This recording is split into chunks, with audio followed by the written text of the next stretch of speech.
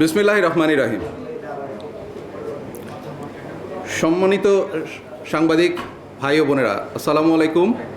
শুভ অপরাহ্ন।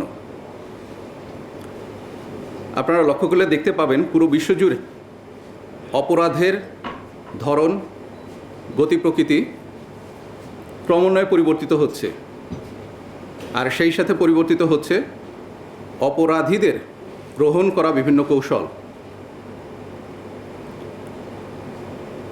এর ব্যতিক্রম আমাদের দেশও নয়।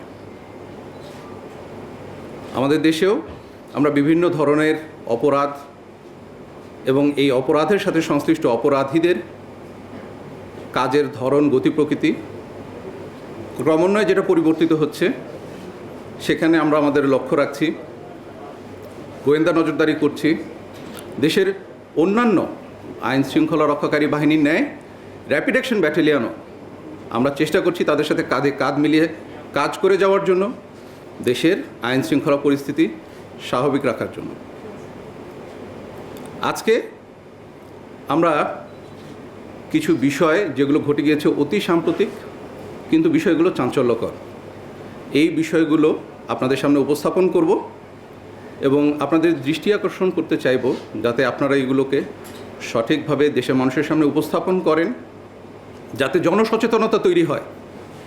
এই ঘটনাগুলোকে ঘিরে আমরা যেই প্রাথমিক পর্যায়ে তথ্য উপাত্ত পেয়েছি আপনাদের সামনে উপস্থাপন করব এবং আপনাদের মাধ্যমে দেশবাসীকে জানিয়ে দিতে চাইব, যাতে করে সবাই আমরা সচেতন হই এবং অন্যায়ের বিরুদ্ধে রুখে দাঁড়াতে পারি। তো আমাদের বিষয়গুলো, আলোচ্য বিষয়গুলো আজকে একে একে আপনাদের সামনে উপস্থাপন করছি।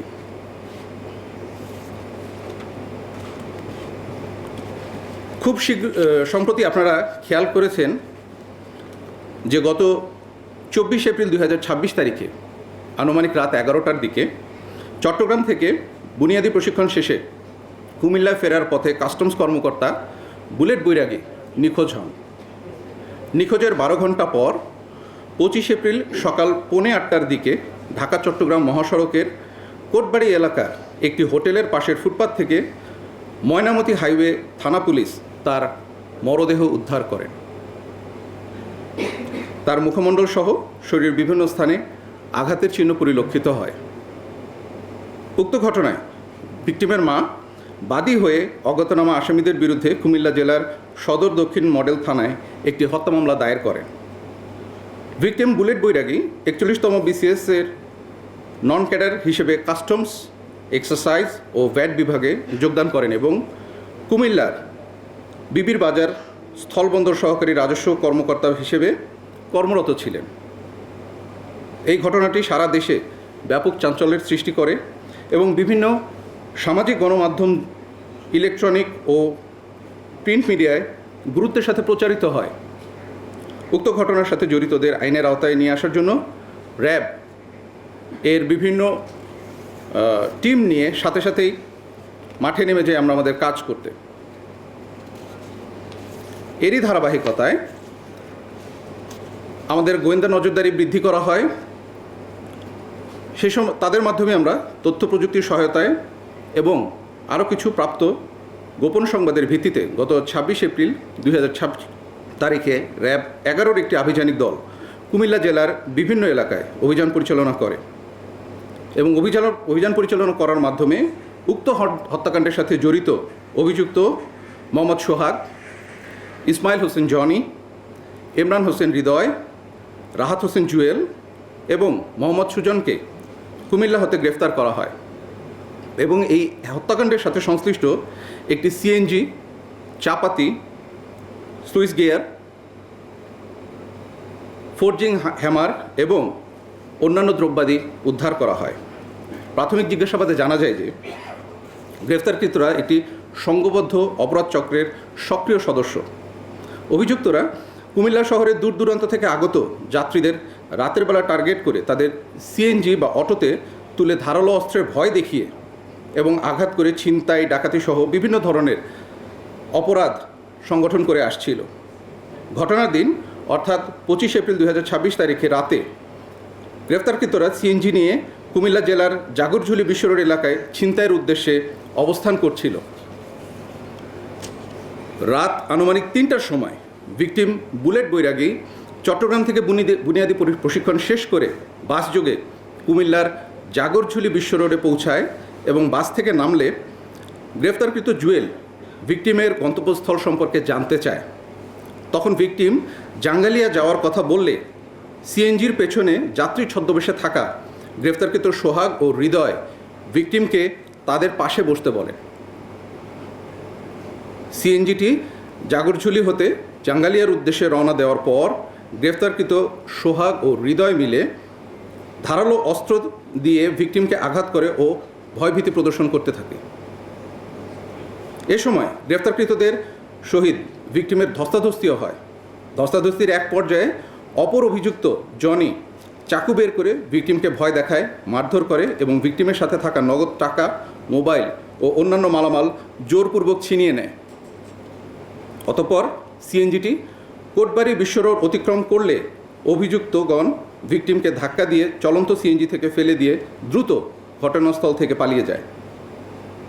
গ্রেফতারকৃতদের আঘাত ও ধাক্কা দিয়ে ফেলে দেওয়ার ফলে মাথার পেছনে প্রচণ্ড আঘাত পেয়ে ভিকটিম ঘটনাস্থলে মৃত্যুবরণ করেন।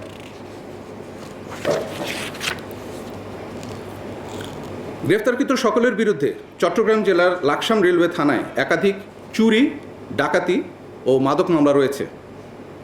গ্রেফতারকৃতদের বিরুদ্ধে পরবর্তী আইনানুগ ব্যবস্থা গ্রহণের জন্য যে আইনি কার্যক্রম, সেই কার্যক্রম চলমান রয়েছে। প্রিয় সাংবাদিকবৃন্দ, এখন আমি পরের বিষয়টি সম্পর্কে আপনাদের দৃষ্টি আকর্ষণ করছি। বর্তমান যুগে সাইবার অপরাধ একটি ক্রমবর্ধমান চ্যালেঞ্জ হিসেবে আবির্ভূত হয়েছে। এই প্রেক্ষাপটে র্যাব সাইবার অপরাধ প্রতিরোধ, দমন এবং জনসচেতনতা বৃদ্ধিতে সর্বদা সক্রিয় ও সচেষ্ট রয়েছে। র্যাবের সাইবার ইউনিট আধুনিক প্রযুক্তি ও গোয়েন্দা সক্ষমতা ব্যবহার করে অনলাইন ভিত্তিক প্রতারণা, ব্ল্যাকমেইল, পর্নোগ্রাফি, হ্যাকিং সহ বিভিন্ন ধরনের অপরাধ শনাক্ত ও প্রতিরোধে নিরলসভাবে কাজ করে যাচ্ছে।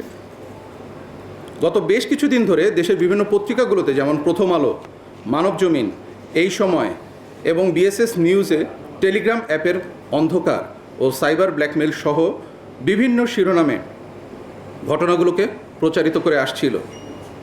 এরই ধারাবাহিকতায় সাম্প্রতিক অনুসন্ধানে একটি সুসংগঠিত সাইবার অপরাধ চক্রের সন্ধান পাওয়া যায়, যারা বাংলাদেশের স্কুল, কলেজ ও বিশ্ববিদ্যালয় পড়ুয়া মেয়েদের টার্গেট করে তাদের ব্যক্তিগত ছবি ও ভিডিও সংগ্রহ, সংরক্ষণ এবং বাণিজ্যিকভাবে বিক্রি করে আসছিল।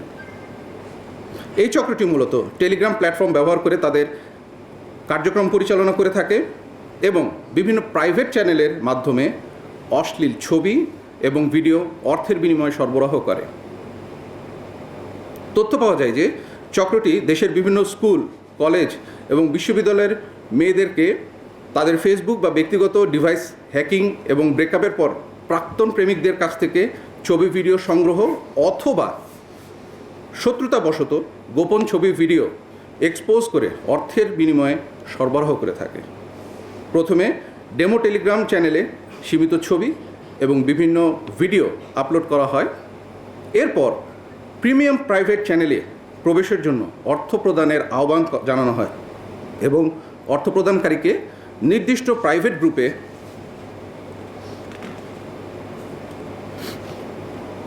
যোগ করা হয়। উক্ত তথ্যের ভিত্তিতে র্যাব ৮ বরিশালের একটি আভিযানিক দল তথ্য ও প্রযুক্তির সহায়তায় সংঘবদ্ধ এই চক্রের অবস্থান শনাক্ত করতে সক্ষম হয়। পরবর্তীতে গত ২৬ এপ্রিল ২০২৬ তারিখে দিবাগত রাতে ভোলা জেলার অভিযান পরিচালনা করে অবৈধ কার্যক্রমের সাথে জড়িত ও মূল হোতা ২ জন সহ মোট ৫ জনকে গ্রেফতার করতে সক্ষম হয়। গ্রেফতারকৃতরা হলো মেরাজুর রহমান আরমান ছদ্মনাম মার্কো, বিল্লাল হোসেন অন্তর ছদ্মনাম RDX প্রফেসর, রবি আলম মমিন, আলামিন ইসলাম ওরফে মাহি এবং মোহাম্মদ হাসিব। গ্রেপ্তারকৃতদের নিকট থেকে এটিএম কার্ড, মোবাইল ফোন এবং জাতীয় পরিচয়পত্র উদ্ধার করা হয়। প্রাথমিক জিজ্ঞাসাবাদে ও যাচাই বাছাইপূর্বক তাদের ব্যবহৃত মোবাইল থেকে ১.৫ লক্ষ নগ্ন অথবা স্পর্শকাতর ছবি ও ভিডিও এবং প্রায় 350টি গ্রুপ ও চ্যানেল পাওয়া যায়। এছাড়াও তাদের অনলাইন মানি ট্রানজ্যাকশনে প্রতি মাসে প্রায় 5 লক্ষ টাকার ট্রানজ্যাকশন পাওয়া যায়।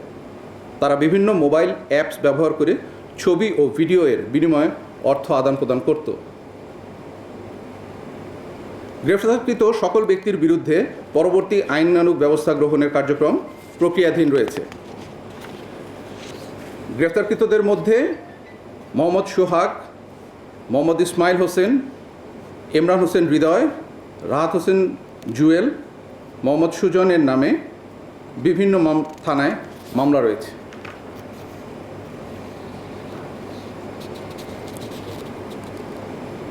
আমি আরেকটি বিষয়ে আপনাদের দৃষ্টি আকর্ষণ করতে চাই, সেটি হলো কুষ্টিয়া ক্যাম্পের অভিযানে পদ্মা নদীতে নৌ পুলিশের উপর গুলিবর্ষণ মামলায় যে ঘটনা ঘটেছিল, সেই ঘটনার সাথে জড়িত একজন আসামিকে গ্রেফতার করা হয়েছে। গত 21 এপ্রিল 2026 তারিখে আনুমানিক রাত 11:30টার দিকে ঈশ্বরদী লক্ষ্মীকুণ্ডা নৌ পুলিশ ফাঁড়ির ইনচার্জ গোপন সূত্রে জানতে পারে যে কুষ্টিয়া জেলার সদর থানাধীন হরিপুর ঘাট এলাকায় গড়াই নদীর মুখ সংলগ্ন এলাকায় পদ্মা নদীতে কতিপয় লোকজন অবৈধভাবে বালি উত্তোলন করছে। উক্ত সংবাদের ভিত্তিতে তিনি তার টিম সহ মোট 5 জন একটি ভাড়াকৃত নৌকায় করে উক্ত এলাকা পরিদর্শনে যান। যখনই তারা ড্রেজারের কাছাকাছি একটি স্থানে গিয়ে পৌঁছান, সাথে সাথে ড্রেজারের ভেতর থেকে সশস্ত্র সন্ত্রাসীগণ অতর্কিতে হামলা করে এবং তাদের উপর গুলি বর্ষণ করে। এ ঘটনায় 5 জন সদস্যই আহত হন। তাদেরকে পরবর্তীতে ঈশ্বরদী মেডিকেলে স্থানান্তর করা হয় চিকিৎসার জন্য এবং একজনকে রাজশাহী মেডিকেলে স্থানান্তর করা হয় পরবর্তীতে আরও উন্নত চিকিৎসার জন্য। বর্তমানে তারা সবাই চিকিৎসা শেষে সুস্থ আছেন। যাকে রাজশাহীতে স্থানান্তর করা হয়েছে তিনিও এখন আশঙ্কামুক্ত। এই ঘটনা ঘটার পর র্যাবের কুষ্টিয়া টিম গোপন তথ্য সংগ্রহ করতে শুরু করে এবং এর ভিতরেই আমরা যারা সশস্ত্র হামলা করেছিল তাদের ভেতর থেকে একজনকে গ্রেফতার করতে সক্ষম হয়েছি।